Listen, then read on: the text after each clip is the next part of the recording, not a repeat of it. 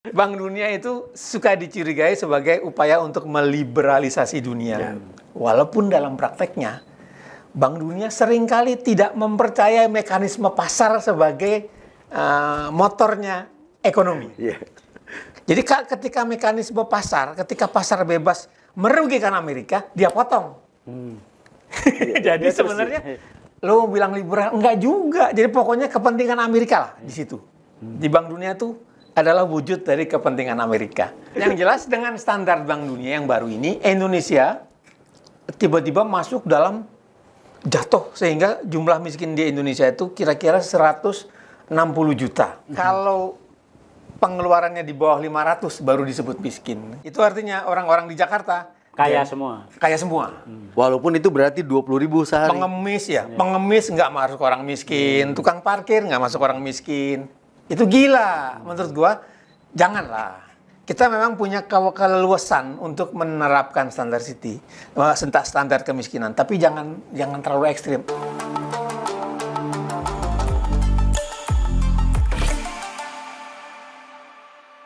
Assalamualaikum warahmatullahi wabarakatuh. Pak Presiden Nugroho Efyudo, Didik Supriyanto, Haris Jauhari.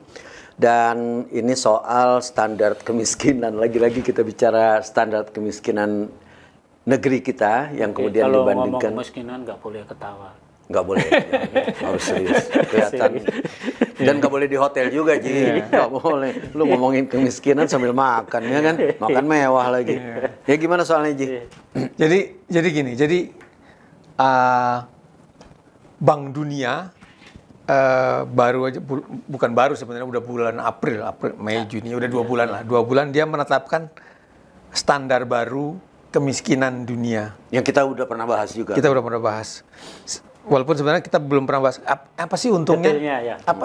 Latar belakangnya malah apa sih untungnya Bank Dunia merumuskan standar kemiskinan negara-negara seluruh dunia.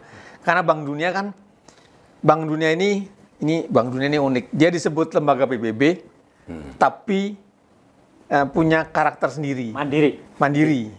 Dan dia sebenarnya lembaga keuangan. Dia memang lembaga bisnis. Dan aneh juga kalau disebut sebagai PBB karena lahirnya duluan Bank Dunia. Bank Dunia tuh lahir tahun 44. Hampir bersamaan tuh Bank Dunia dengan IMF. Karena desainernya sama. Desainernya dua-duanya itu ada 2 orang, salah satu di antaranya itu orang Departemen Keuangannya Amerika. Makanya seringkali Bank Dunia dan IMF itu dicurigai sebagai itu bukan Bank Dunia, bukan Bank PBB. Itu Bank Internasionalnya Amerika. Karena yang bikin orang Amerika dan persentase saham terbesar dari Bank Dunia itu Amerika, 15%. Jepang nomor 2, 6%. Jadi Bank Dunia itu dulu awalnya memang membiayai negara-negara yang hancur karena perang. Perang Dunia Kedua. Perang Dunia Kedua itu kan perang yang berlangsung selama 6 tahun. Dan menurut gua sih emang pantas di Amerika. Karena Eropa kan hancur semua. Eropa kan hancur, sementara Amerika terlibat perang, tapi peperangan tidak terjadi di negara Amerika. Amerika hanya ngirim senjata segala macam, tapi di Amerika nggak apa-apa. Jadi Amerika yang paling sehat ketika itu, sehingga dia lalu berinisiatif untuk mulainya karena dia tahun 44, desainer itu sudah membayangkan pemulihan ekonomi dunia kalau perang ini udah selesai. Jadi dibikin sebelum perang selesai. Dan itu terjadi, tapi setelah semua negara di Eropa sudah membaik, lalu ini digunakan juga untuk membantu negara-negara miskin untuk meningkatkan pembangunannya. Buat yang positif itu, buat yang negatif, ini meliberalisasi ekonomi dunia. Atau kapitalisme bergerak dari Amerika, Eropa ke daratan Asia dan Afrika. Itu. Tapi dari sisi itulah makanya Bank Dunia dari waktu ke waktu merasa perlu merumuskan apa yang disebut kemiskinan supaya mereka bisa menentukan mana negara-negara yang pantas untuk mendapatkan bantuan dalam tanda petik, karena sebenarnya bukan bantuan, itu kan pinjaman, bayar balik. Ada bunganya. Ada juga memang di situ selain pinjaman ada juga yang namanya hibah.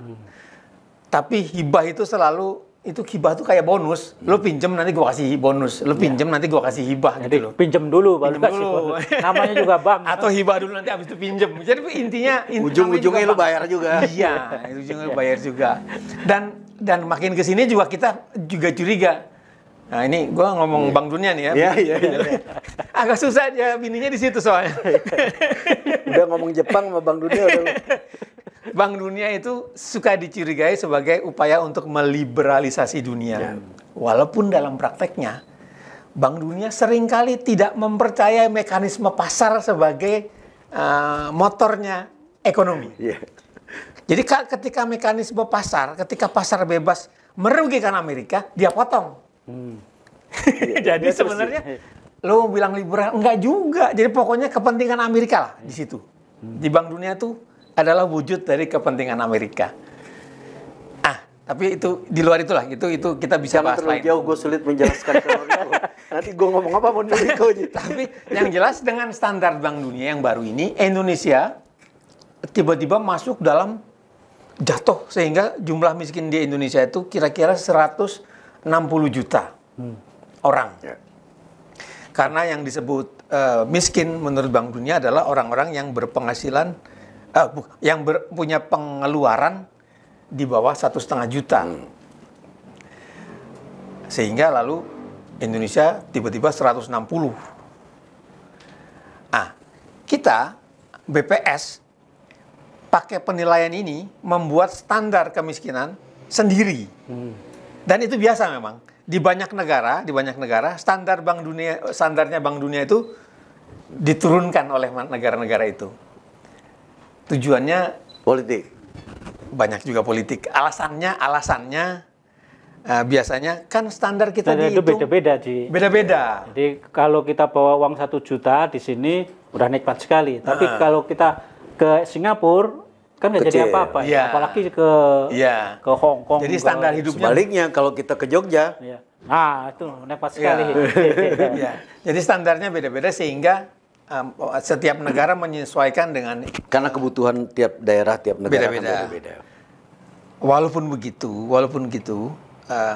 tunggu, pakai standar itu kita Indonesia menurunkan dari 1,5 juta pengeluaran per bulan menjadi tinggal 500.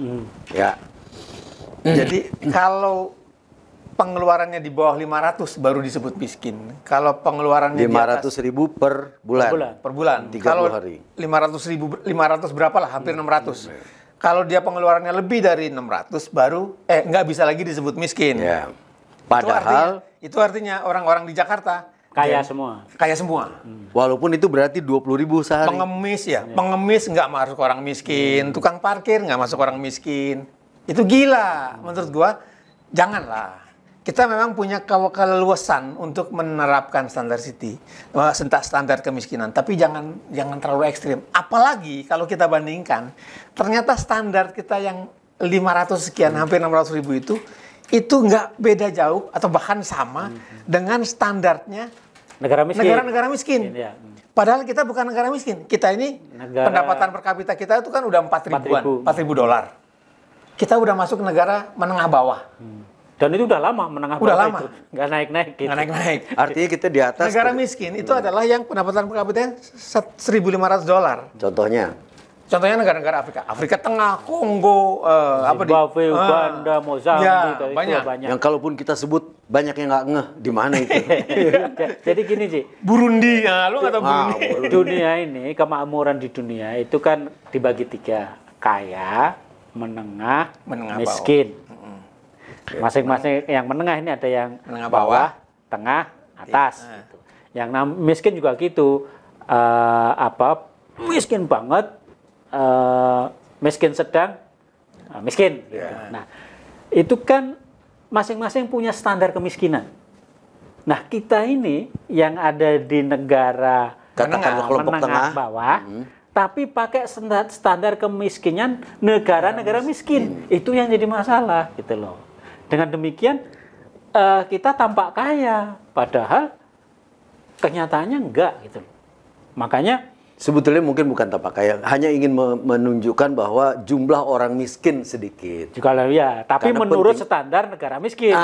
Itu masalah. Artinya kita menyamakan diri kita dengan negara-negara Afrika yang memang miskin itu. Padahal barang-barang yang dibeli oleh rakyat mahal dibanding negara-negara miskin itu, ya kan? Ya. Jadi meskipun setiap negara itu punya keleluasan untuk menyusun standar kemiskinan, karena urusan dia sendiri, tapi janganlah kita menyamakan diri keterlaluan banget lah, ya kan? Negara miskin. Kalau nanti jadi bahan ketawaan juga, bukan hanya ketawaan rakyatnya, tapi ketawaan dunia gitu. Ketawaan dunia. Orang setiap hari umroh ke mana, ke Arab, banyak sekali kok disebut miskin. Orang-orang kan jadi ketawa juga gitu. Seperti itu. Jadi problemnya adalah di situ, dan si BPS sepertinya juga sudah menyadari. Makanya itu mereka juga sedang melakukan. Mereka menyadari apa? Mereka menyadari bahwa mereka merumuskannya terlalu rendah sehingga sama dengan negara-negara miskin. Sehingga ada standar kemiskinan, ada standar kemiskinan ekstrim. Kita tuh mengarah ke standar kemiskinan ekstrim yang hanya ada di negara-negara miskin. Di BPS tuh orang-orang pinter loh. Masa dia baru sadar sekarang? Kalau bukan sesuatu hal lain. Ya mungkin juga memang diminta untuk tolonglah mungkin ya pesan ini hanya analisa. Mungkin BPS diutak-atik lah supaya jangan orang miskinnya jangan 160 juta. Nah, gitu dong. Jadi kan jelas. Ingat jangan salahkan BPS. Akhirnya dibalas sama BPS. Enggak, Pak. Orang miskin cuma 25 juta. Dari 160 menjadi 25. Enggak usah gitulah. Jadi gitu. Masa kita ketawa ngono tapi jangan ngono lah, tengah-tengah lah. Gitu enggak dulu presiden yang dulu ya, keceplosan gitu. Yang mana nih? Ya Jokowi. Iya betul. Jokowi. Jadi bukan keceplosan. Jokowi lagi. Dia bilang. Nah lagi Jokowi keceplosan. Mana pernah keceplosan?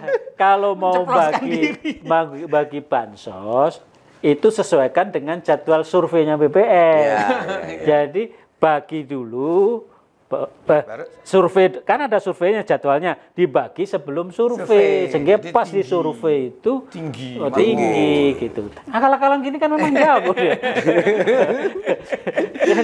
Jangan kan konstitusi aja diakalin gitu kan. Iya. Panjang nih. Jadi artinya itu biarlah jadi peninggalan masa 10 tahun kemarin. Sekarang ini kita perbaiki lah.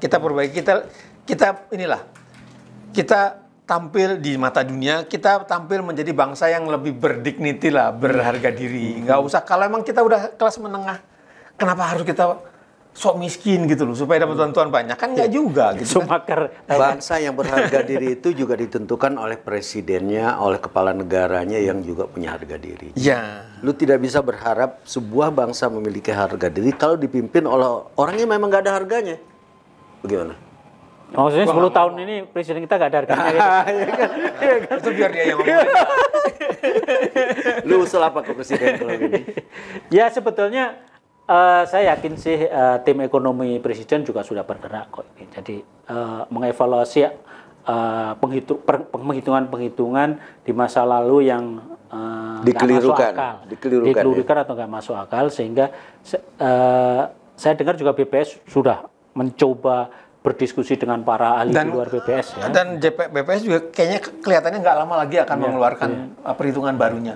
Gitu. Jadi ya yang penting Pak Presiden minta para menteri di sektor ekonomi ya untuk benar-benar memperhatikan masalah ini, sehingga BPS juga jangan diintervensi untuk membuat formula baru. Dengan demikian maka data BPS yang memang selama ini jadi acuan untuk melakukan untuk membuat rencana pembangunan itu benar-benar akurat. Sebab kalau datanya nggak akurat, ya perencanaannya nggak akurat juga. Dan data tidak akurat ini menurut gua penting karena menyangkut orang miskin. Kalau orang miskinnya cuma 25, lalu pemerintah kan ketika harus mengurusi orang miskin, mereka berpatokannya orang miskin kita perlu dana berapa untuk 25 juta ini. Padahal orang miskin kita jauh lebih banyak dari itu. Kalau dipikir-pikir kejam bener ya. Membuat banyak orang miskin menjadi tidak terayomi. Itu dia. Ya kan, gue udah ngomong pelan-pelan ini. Iya. Itu dia. Jadi ini bukan sekedar data. Kalau sekedar data kita nggak perlu data. Tapi ketika data itu diwujudkan dalam program, dan programnya ternyata hanya menyangkut sedikit orang, itu kan? Iya, jadi masalah. Jadi masalah besar gitu. Baik, kalau gitu Pak Presiden, sudah kami sampaikan apa yang menurut hemat kami mestinya segera dilakukan revisi. Kita kembali ke jalan yang benar. Wabillahi taufiq wal hidayah. Wassalamualaikum warahmatullahi wabarakatuh. Siratal mustaqim.